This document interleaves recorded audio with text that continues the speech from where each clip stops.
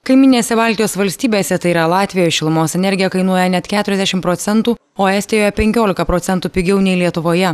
Tuo tarpu verslininkai sako, jog kauniečiai dabar moka už valdžios padarytas klaidas, kuri nusprendė parduoti laikinosios sostinės termofikacinę elektrinę. Tačiau tai nereiškia, kad šis svarbus objektas negali būti sugrąžintas miestui.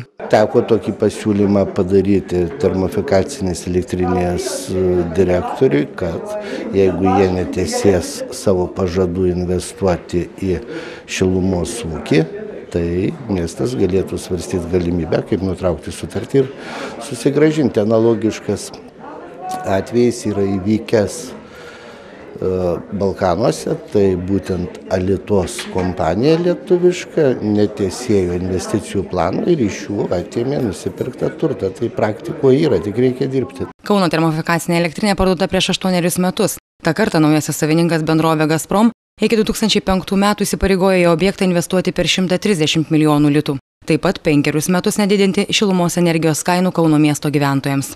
Deja, nuo 2008 šios paslaugos kaina didėjo ne kartą, kas privertė miestiečius prisiminti griežtą taupimą. Šiuo metu miesto politikai jau mano, jog taupyti gali ne tik gyventojai.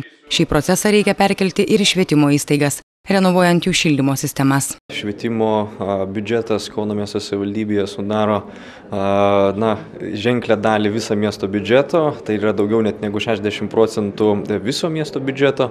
Akivaizdu, kad didžiąją dalį sudaro būtent komunalinės paslaugos ir pačią didžiausią dalį būtent šildymas.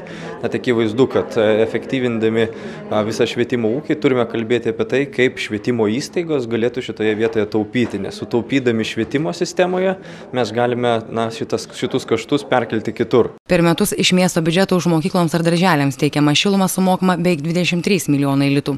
Centralizuotai tiekiama šiluma naudojasi beveik 200 Kauno švietimo įstaigų.